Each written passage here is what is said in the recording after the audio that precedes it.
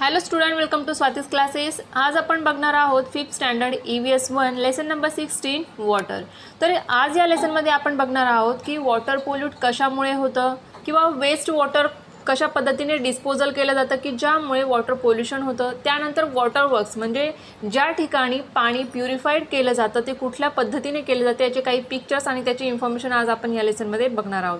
पण त्याआधी जर तुम्ही चॅनलला सबस्क्राईब नसेल केलं तर सबस्क्राईब नक्की करा. तुम्हाला या चॅनलवरती 5th स्टँडर्डचे सगळे सब्जेक्टचे व्हिडिओज मिळतील. जर तुम्ही चॅनलला सबस्क्राईब केलं आणि चॅनलवरती जाऊन व्हिडिओजमध्ये प्लेलिस्ट जर बघितल्या तर प्लेलिस्टमध्ये सगळ्या सब्जेक्टच्या स्टँडर्ड वाईज तुम्हाला व्हिडिओज मिळतील. तर चला आपण लेसनला स्टार्ट करूया. कॅन यू रिकॉलमध्ये तुम्हाला काही क्वेश्चन्स दिले आहेत. तर फर्स्ट क्वेश्चन आहे, what happens when a spoonful of sugar, sawdust and soil are added to a glass of water. की जर आपण एक ग्लास पाण्याचा घेतला आणि त्याच्यामध्ये स्पूनफुल ऑफ शुगर म्हणजे एक चमचा आपण शुगर ॲड केली. सॉडस्ट म्हणजे काय की लाकडाचा जो भुसा असतो किंवा लाकडाची जी बारीक पावडर असते ती टाकली आणि सॉईल म्हणजेच माती आपण जर ॲड केली तर तुम्हाला काय दिसेल बघा. जर शुगर आपण पाण्यात जर मिक्स टाकली तर ती काय होते, डिझॉल्व होते, म्हणजे पूर्णपणे त्या पाण्यामध्ये मिक्स होते. शुगर वेगळी आणि पाणी वेगळं असं आपल्याला दिसतं का? नाही. परंतु सॉडस्ट म्हणजे जो लाकडाचा भुसा असेल किंवा लाकडाची जी पावडर आपण त्यात ॲड केली तर ती आपल्याला फ्लोट होताना दिसेल पाण्याच्या वरती. ती मिक्स होते का, डिझॉल्व होते का? नाही. तसंच सॉईलचं देखील आहे. सॉईल जर आपण डायरेक्टली जी बाहेर आपल्याला सॉईल मिळेल ती आपण ॲड केली तर काही पार्टिकल्स जे असतात आपल्याला पाण्यात मिक्स झालेले दिसतात, तर काही पार्टिकल्स फ्लोट होताना दिसतात आणि काही पार्टिकल जे असतात बॉटमला आपल्याला खाली बसलेले दिसतात. तर अशा पद्धतीने वेगवेगळे जे सबस्टन्सेस असतात ते काही जे असतात ते पाण्यात डिझॉल्व होतात तर काही डिझॉल्व होत नाही. तर हे डिफरन्सेस तुम्हाला तिथे बघायला मिळतील शुगर, सॉडस्ट आणि सॉईलसाठी. सेकंड क्वेश्चन आहे, which are the 3 states of water. तो हा क्वेश्चन जो आहे तो तुम्ही याआधीही ऐकला असेल आणि तुम्हाला याचा आन्सर देखील माहिती असेल की which are the 3 states of water. कुठल्या स्टेट्स आहेत वॉटरच्या, कुठल्या अवस्था असतात पाण्याच्या. तर त्यामध्ये कुठल्या आहेत, 3 आहेत. तर कुठल्या की गॅस स्टेट असतो, त्यानंतर सॉलिड असतो आणि लिक्विड असतो. तर लिक्विड फॉर्ममध्ये जे पाणी आपण रोज पिण्यासाठी यूज करतो ते असतं. त्यानंतर सॉलिड स्टेट म्हणजेच काय तर आईस क्यूब्स जे असतात, बर्फ ज्याला आपण म्हणतो ते असतं. त्यानंतर गॅस फॉर्ममध्ये पाणी कसं असेल तर आपण पाणी बॉईल केल्यानंतर त्याचं जे असतं की कुठल्या फॉर्ममध्ये आपल्याला दिसतं ते की गॅस फॉर्ममध्ये. ज्या वॉटर वेपर्स असतात ते कुठल्या फॉर्ममध्ये असतात तर गॅस स्टेटमध्ये असतात. तर या 3 स्टेट्स तुम्हाला नेहमी लक्षात ठेवायच्या आहेत की कुठल्या, सॉलिड, लिक्विड आणि गॅस स्टेट. थर्ड क्वेश्चन आहे, what is done to make drinking water clean and safe. की ड्रिंकिंग वॉटर जे पिण्याचं पाणी आहे ते क्लीन आणि सेफ असण्यासाठी आपण काय काय करू शकतो. तर याच्या खूप साऱ्या प्रोसेस आहे. त्याला प्युरिफाय केलं जातं. डायरेक्टली जे वॉटर वर्क्स असतात तिथेही प्युरिफाय केलं जातं किंवा घरी जेव्हा आपण यूज करतो पाणी त्यानंतर तुम्ही बघितलं असेल की घरात आई जी असते ती पाणी भरताना काय करते, ते पाणी कपड्याने असेल किंवा पाण्याची जी गाळण असते त्याच्याने काय केलं जातं, ते फिल्टर केलं जातं पाणी आणि मग यूज केलं जातं. किंवा वेगवेगळे फिल्टर्सही मिळतात की ज्यामुळे पाणी प्युरिफायर होतं. त्यानंतर क्लोरीन असेल ते टाकल्यामुळेही पाणी काय होतं, शुद्ध होतं, काय होतं, प्युअर होतं किंवा क्लीन आणि सेफ होतं की जे आपण पिण्यासाठी यूज करू शकतो. नेक्स्ट आहे पोल्युशन ऑफ वॉटर. पोल्युशन म्हणजेच काय तर प्रदूषण. पाणी खराब का होतं याचे काही कारणं, काही रिझन आपल्याला इथे दिलेले आहेत. ट्राय दिसमध्ये आपण बघणार आहोत, while it is raining collect some of the rain water directly in a clean container place in the open. की जेव्हा रेनिंग म्हणजेच काय की जेव्हा पाऊस चालू असेल अशा वेळेला डायरेक्टली रेन वॉटर कंटेनरमध्ये जमा होईल. की एक कंटेनर घ्यायचं आहे तुम्हाला क्लीन आणि ते अशा पद्धतीने ठेवायचं की जे पावसाचं पाणी असेल ते डायरेक्टली त्या भांड्यामध्ये, त्या कंटेनरमध्ये काय होईल, कलेक्ट होईल. Also collect some of the rain water that is flowing over the ground. आणि त्याच वेळेला दुसऱ्या एका ठिकाणी आपल्याला काय करायचं की जे फ्लोईंग ओव्हर दी ग्राउंड जे वॉटर असेल म्हणजे जमिनीवरून वाहणारं जे पाणी असेल पावसाचं पाणी ते तुम्हाला घ्यायचं आहे. Observe and compare the two. तर हे दोघं जे कंटेनर तुम्ही यूज करणार त्यांना तुम्हाला ऑब्झर्व करायचं आणि कम्पेअर करायचं आहे की दोघांमध्ये तुम्हाला डिफरन्सेस काय दिसणार, what differences do you see, what is the reason for that. आणि त्याच्या मागे रिझन्स काय असतील तर काय रिझन असू शकतात की बघा आपण जर पावसामध्ये डायरेक्टली कुठलाही कंटेनर ठेवले ठेवलेलं असेल तर त्या कंटेनरमध्ये जेव्हा पाणी जमा होईल तर त्यामध्ये कुठलाही इम्प्युरिटीज येणार नाही. रेन वॉटर हे नेहमी काय असं प्युअर असतं आणि ते डायरेक्टली कंटेनरमध्ये पडणार, तर कुठल्याही दुसऱ्या ज्या सबस्टन्सेस असतील किंवा इम्प्युअर कुठलीही गोष्ट त्यामध्ये मिक्स होणार नाही. त्यामुळे ते जे पाणी असणार आहे कंटेनरमध्ये आपल्याला क्लीन दिसणार. आणि जर जमिनीवरून वाहणारं पाणी जर तुम्ही कंटेनरमध्ये घेतलं तर त्यामध्ये तुम्हाला सॉईल असेल किंवा जमिनीवर पडलेल्या बरेचसे सबस्टन्सेस असतात जे पाणीमध्ये वाहताना काय होणार, मिक्स होणार. तर ते जे पाणी आहे ते तुम्हाला कसं दिसणार आहे, इम्प्युअर दिसणार, खराब दिसणार आहे. Wien other substances gate mix with water it becomes impure, की जेव्हा जमिनीवरून पाणी वाहत असेल त्यावेळेला बाकीचे जे सबस्टन्सेस त्यामध्ये मिक्स होणार, त्या पाण्यामध्ये येणार, तर ते पाणी काय होणार, इम्प्युअर होणार, खराब होणार. Some of the substances float in the water, काही असे सबस्टन्सेस असतात जसे की प्लांट्सचे काही पार्ट्स असतील तर ते फ्लोट होणार, किंवा कुठे प्लास्टिक वगैरे पडलेलं असेल तर ते फ्लोट होणार.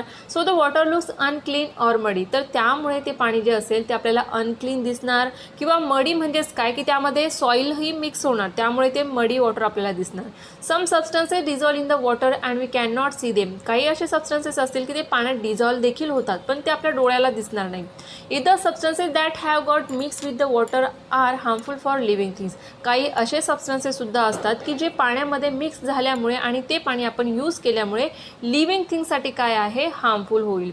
We say that the water has become polluted, आणि अशा वेळेला आपण म्हणू शकतो की ते जे पाणी आहे ते काय आहे, पोल्युटेड आहे, प्रदूषित आहे, खराब झालेलं आहे. रिव्हर्स लेक्स are our sources of water, आपले जे सोर्सेस ऑफ वॉटर आहे मेन ते कुठले आहे तर रिव्हर्स आणि लेक्स. कारण रिव्हर्समध्ये मिळणारं पाणी आपण पिण्यासाठी किंवा बाकीच्या गोष्टींसाठी यूज करू शकतो, लेक्समध्ये असलेलं पाणी असेल ते यूज करू शकतो.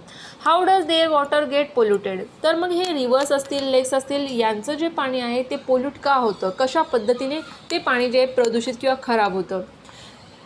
कॅन यू टेलमध्ये दिलं आहे, list the substances that are mix in the waste water drain out of the kitchen and bathroom in your house, तर आपल्या घरामधून बाथरूममधून जाणारं पाणी असेल किंवा किचनमधून जाणारं जे वेस्ट वॉटर असतं, जे पाणी बाहेर सोडलं जातं त्यामध्ये कुठले कुठले सबस्टन्सेस मिक्स झालेले असतील तर याची तुम्हाला काय करायचे आहे, एक लिस्ट बनवायची आहे. त्यानंतर नेक्स्ट आपण बघणार आहोत डिस्पोजल ऑफ वेस्ट वॉटर, की जे आपल्या घरातून असेल किंवा कारखाने असतात, फॅक्टरीज असतात, त्यातून निघणारं जे वेस्ट वॉटर आहे ते कशा पद्धतीने डिस्पोजल केलं जातं. The waste water of a city or town is collected and let in to a water body at a convenient location, की कुठलीही सिटी असेल, टाउन असेल तर तिथे काय केलं जातं की जे वेस्ट वॉटर आहे सगळ्या ठिकाणचं ते कलेक्ट करून ते वॉटर बॉडीजमध्ये सोडलं जातं. कन्व्हिनियंट लोकेशन म्हणजे काय, की जवळपासचा असा कुठलं लोकेशन असेल जिथे ते पाणी जे आहे कलेक्ट केलेलं सोडू शकतात, अशा ठिकाणी ते सोडतात. The waste water from residential buildings as well as from factories and industries contains many kind of impurities, तर बिल्डिंग्समध्ये असेल किंवा घरांमधून आलेलं जे वेस्ट वॉटर असेल त्यामध्ये खूप सारे जे असतात इम्प्युरिटीज असतात किंवा सबस्टन्सेस मिक्स झालेले असतात. फॅक्टरीज असतील, इंडस्ट्रीज असतील तर तिथे केमिकलचा देखील यूज केला जातो आणि ते केमिकल्स त्या पाण्यामध्ये मिक्स असतात. तर खूप जास्त प्रमाणात इम्प्युरिटीज त्या पाण्यामध्ये प्रेझेंट असतात. Some of this dissolve in the water while some do not, तर काही जे सबस्टन्सेस असतील ते डिझॉल्वही होतात वॉटरमध्ये, तर काही जे असतात ते डिझॉल्व होत नाही. इथे तुम्हाला एक पिक्चर दिला आहे अ पोल्युटेड वॉटर बॉडी, तुम्ही बघू शकता ते क्लीन वॉटर आहे का. क्लीन जे वॉटर असतं ते नेहमी ट्रान्सपरंट आपल्याला दिसतं, तर इथे खूप घाण असं पाणी आपल्याला दिसत आहे, म्हणजेच काय, पोल्युटेड वॉटर दिसत आहे. Sewage water can carry micro organisms that spread diseases, तर घरामधून जे आपलं सीवेज वॉटर असेल, वेस्ट वॉटर जे असतं तर त्यामध्ये मायक्रो ऑर्गॅनिझम्स प्रेझेंट असतात ज्याच्यामुळे डिसीजेस स्प्रेड होतात. बघा, ज्या एरियामध्ये सीवेज वॉटर असेल त्याचं प्रॉपर सिस्टीम नसेल कुठल्याही प्रकारची की ड्रेनेज होण्यासाठी, तर त्या ठिकाणी तुम्हाला डिसीजेस खूप सारे स्प्रेड होताना दिसतील. याचा रिझन काय आहे, कारण जे सीवेज वॉटर असतं त्यामध्ये मायक्रो ऑर्गॅनिझम्स प्रेझेंट असतात आणि त्यामुळेच डिसीजेस असतात खूप पटकन जे आहे त्या एरियामध्ये स्प्रेड होतात. जसे की जे खराब पाणी असेल तिथे मॉस्किटोज जास्त असतात, तर मॉस्किटोजमुळे होणारे जे आहे की मलेरिया वगैरे त्या प्रमाणात काय होतं की त्या एरियामध्ये तुम्हाला जास्त प्रमाणात दिसेल.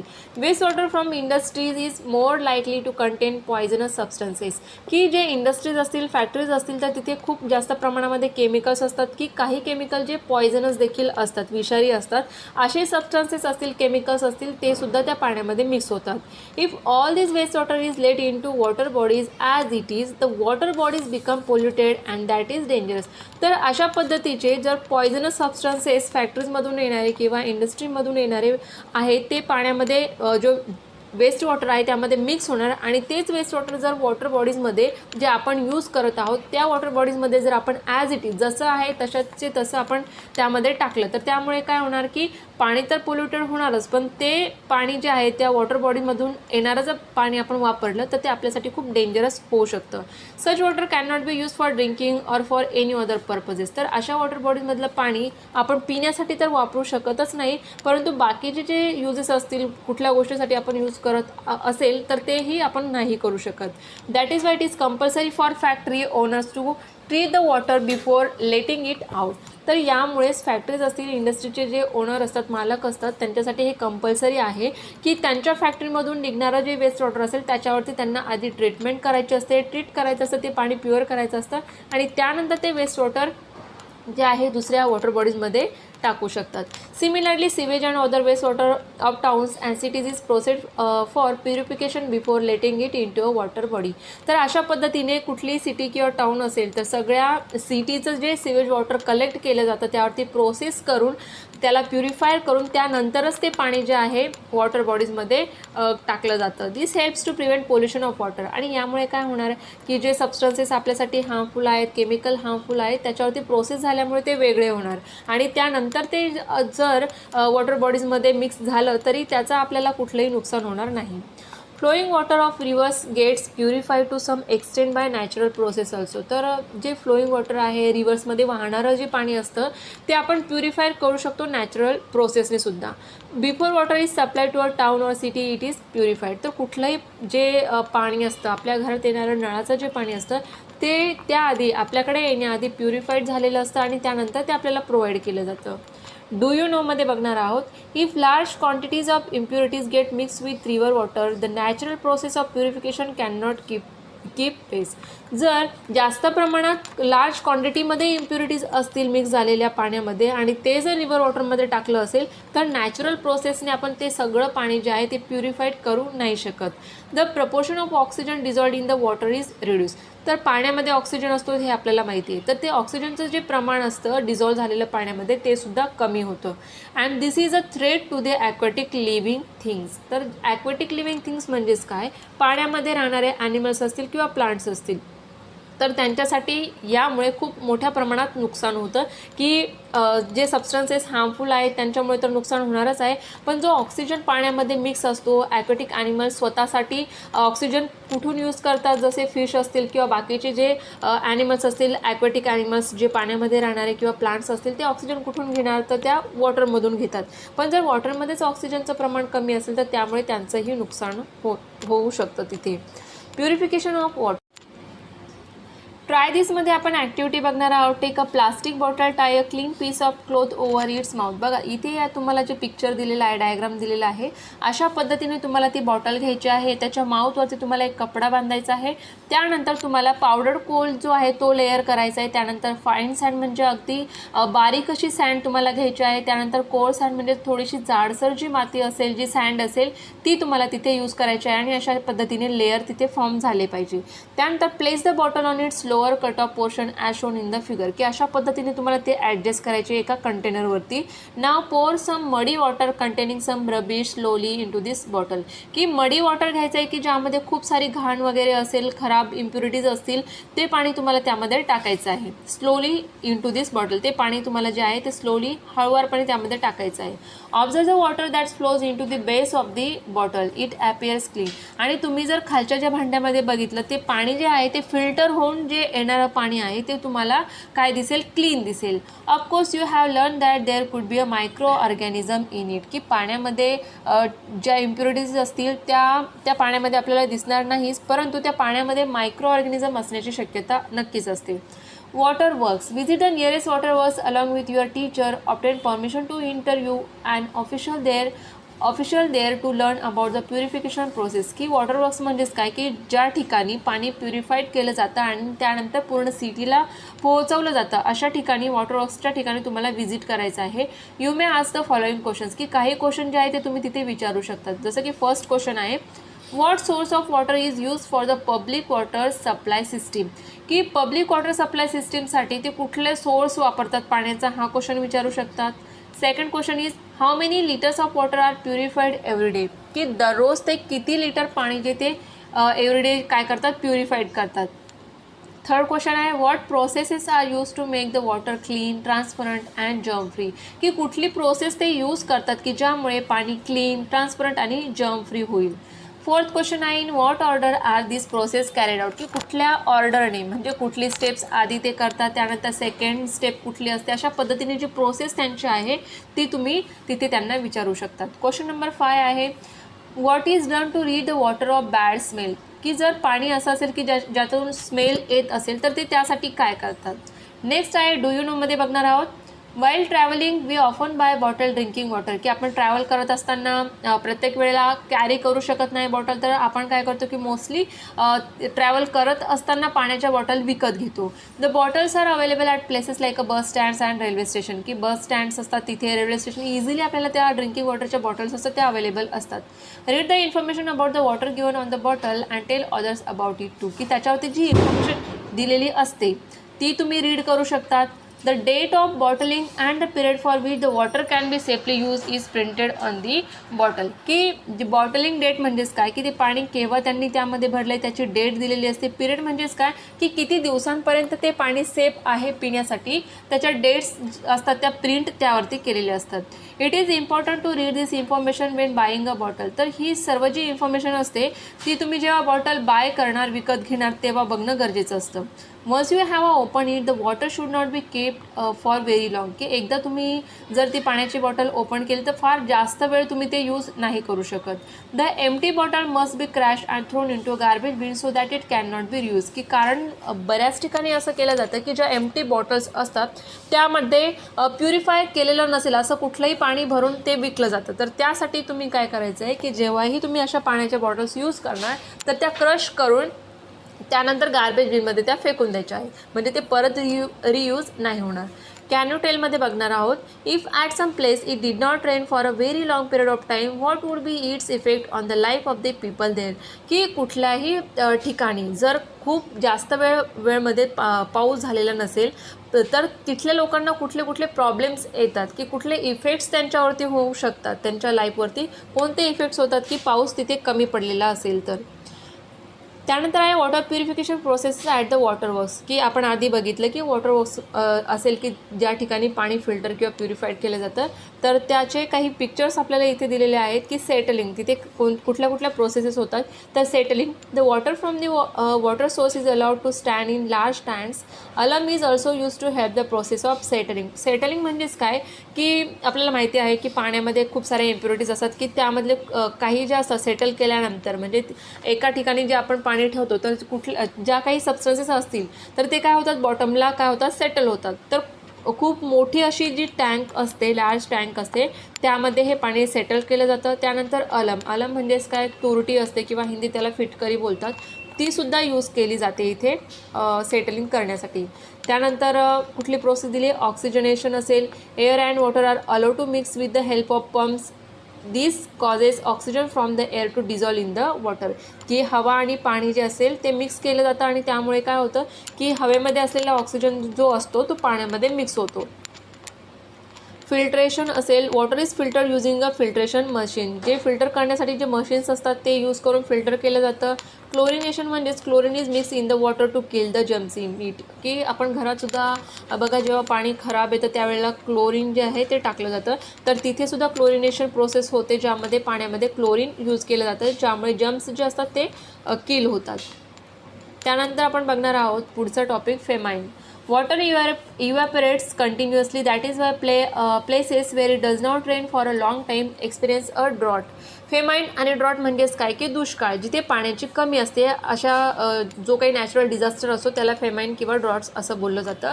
की कंटिन्युअसली आपल्याला माहिती आहे की पाण्याची काय होते, वाफ होते. इव्हॅपोरेशन म्हणजेच काय की पाण्याची वाफ होणे. तर ती प्रोसेस थांबते का? कधी नाही, कारण सनलाईट जोपर्यंत असणार आहे तोपर्यंत पाण्याचं इव्हॅपोरेशन होत राहणार आहे.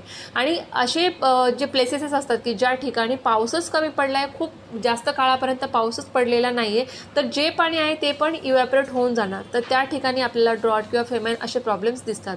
At such places the water levels fall in river, wells, lakes, burns and dams. की जे काही वॉटर सोर्सेस इथे असतात, रिव्हर, वेल्स असतील, लेक्स असतील, ते पाणीसुद्धा काय होते, त्यांची लेवलसुद्धा कमी व्हायला लागते, कारण पाण्याचं काय होतं, evaporation. Some of this may even go dry. काही तर जे असतात की जास्त काळ झाला असेल आणि पाऊसच नाही तर पूर्णपणे कोरडेही होतात. The land also dries up due to evaporation. जमीनसुद्धा कोरडी होते. Humans and animals suffer from scarcity of water. Scarcity म्हणजेच काय की पाण्याची कमी. स्कॅरिसिटी ऑफ वॉटर म्हणजे पाण्याची कमतरता. तिथे ह्युमन्स असतील, ॲनिमल्स असतील, त्यांना तिथे काय होतं, पाण्याची कमी जे आहे ते तो प्रॉब्लेम ते फेस करतात.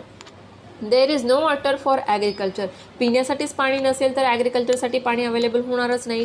दिस condition is called a famine. तर ही जी कंडिशन असते यालाच फेमाईन बोललं जातं, दुष्काळ बोलतात. A famine is a natural disaster.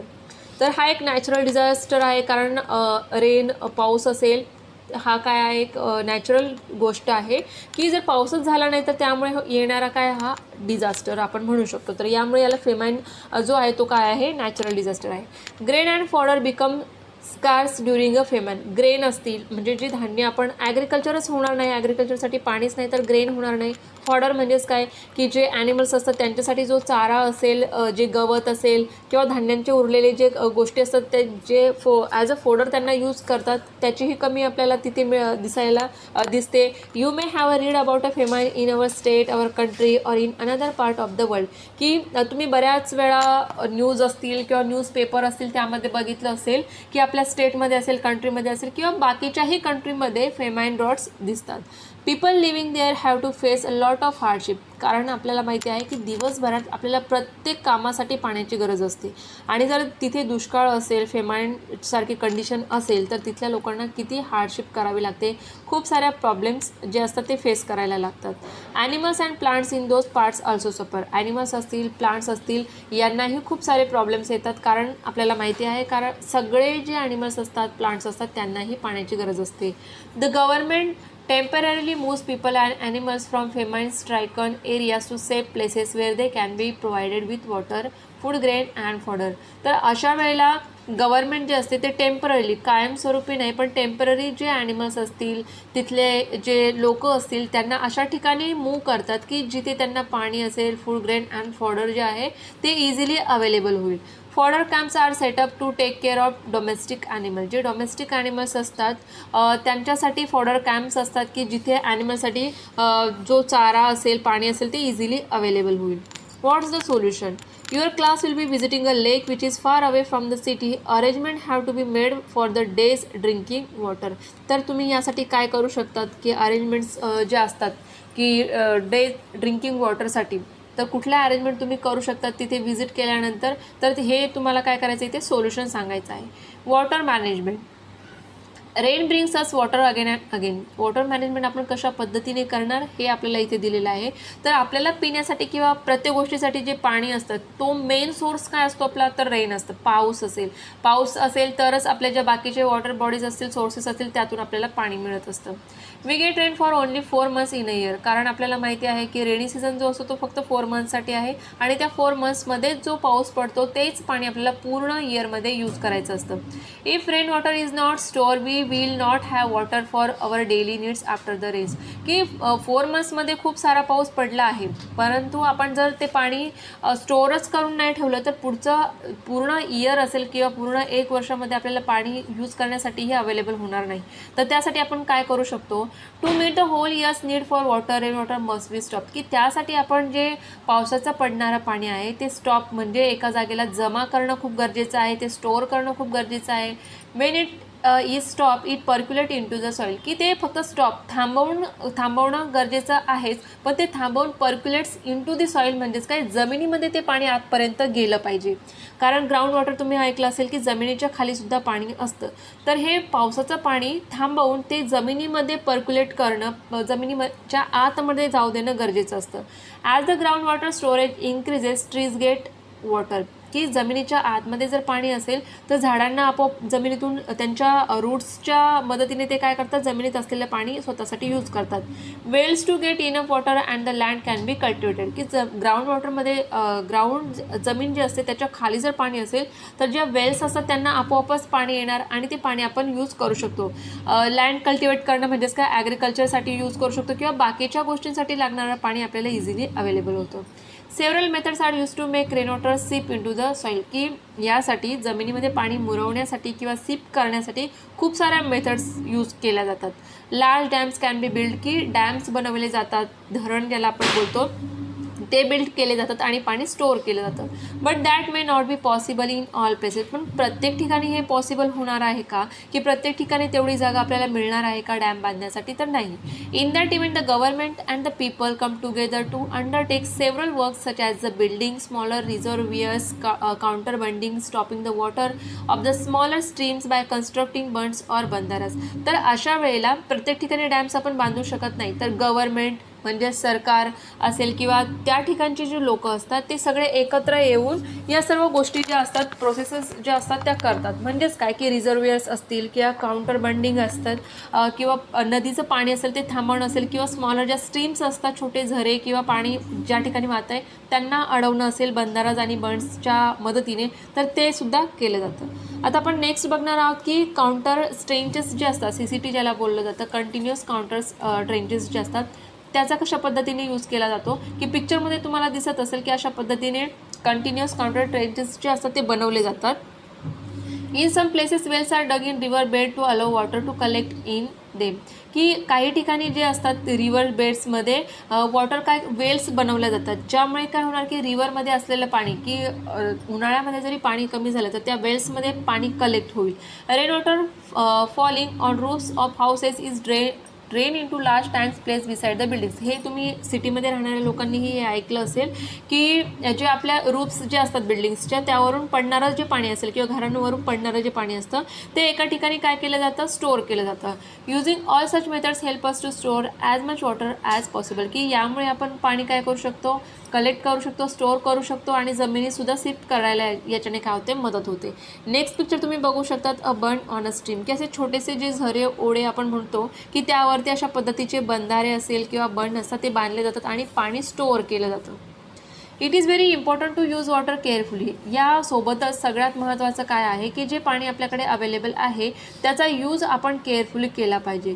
To stop rain water from flowing away, to make it seep into the ground or to collect it in tanks, की rain water जसं आता पाऊस येतो आहे तर ते पाणी फ्लो होणार आणि फ्लो होणारं जे पाणी असतं ते नदीमध्ये आणि नदीच्या नंतर ते समुद्रात जाऊन मिळतं. तर समुद्राचं जे पाणी असतं ते आपण यूज करू शकतो का, नाही करू शकत.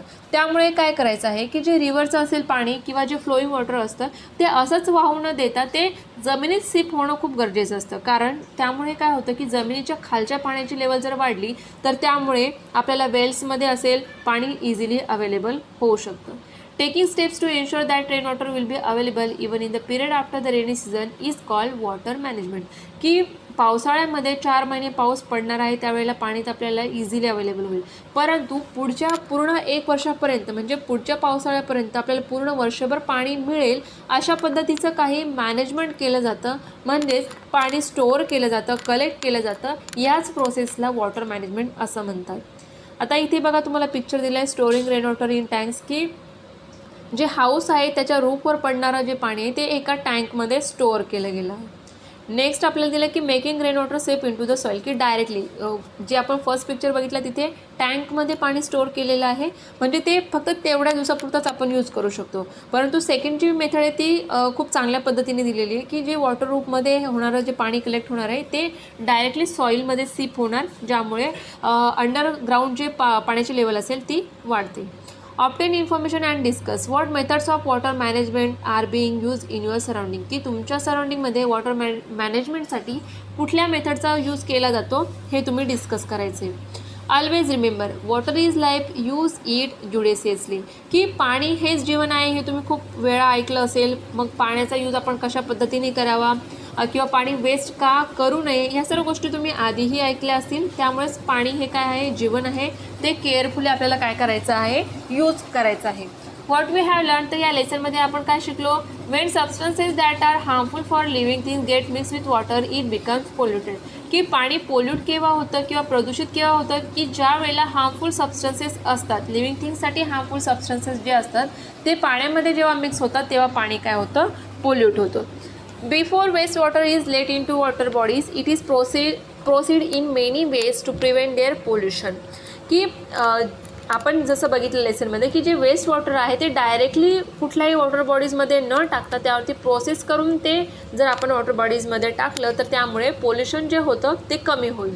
Before the water is supply to the public the dissolve and undissolve substances in it are separated at the water works and the germs in it are destroyed, की पब्लिकसाठी जेव्हा पाण्याचं सप्लाय होणार त्याआधी पाण्यामध्ये डिझॉल्व असलेले किंवा अनडिझॉल्व असलेले सगळे जे सबस्टन्स असतील ते सेपरेट केले पाहिजे प्युरिफाईड करून किंवा फिल्ट्रेशनच्या मेथड यूज करून, आणि जर्म्स फ्री करूनच ते पाणी जे आहे ते पब्लिकपर्यंत पोहोचवलं पाहिजे.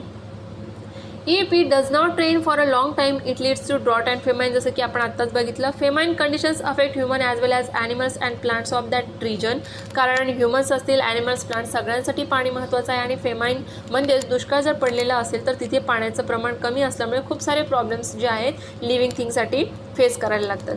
Water management means stopping or storing water or letting it percolate into the ground to make it available even after the rainy season. Water management म्हणजेच काय, की पावसाचं पाणी असेल, वाहणारं पाणी असेल ते स्टॉप करणं, ते स्टोअर करणं किंवा जमिनीमध्ये पर्क्युलेट करणं, हे यालाच काय म्हणतात, वॉटर मॅनेजमेंट. कारण ते पूर्ण 4 महिन्यानंतर पावसाळ्यानंतरही ते पाणी आपण यूज करू शकतो, म्हणून याला वॉटर मॅनेजमेंट म्हणतात. तर आय होप तुम्हाला हा पूर्ण जो लेसन आहे जो मी एक्सप्लेन केला तो व्यवस्थितपणे समजला असेल. जे काही पॉईंट्स तुम्हाला दिलेले आहे की वॉटर कशा पद्धतीने पोल्यूट होतं किंवा ते कोणत्या मेथडने प्युरिफाईड केलं पाहिजे आणि लोकांपर्यंत पोहोचवलं पाहिजे, हे सारे पॉईंट्स तुमचे क्लिअर झाले असतील. जर तुम्हाला लेसन आवडला असेल, व्हिडिओ आवडला असेल तर व्हिडिओला लाईक नक्की करा आणि चॅनलला सबस्क्राईब केलं नसेल तर सबस्क्राईब जरूर करा.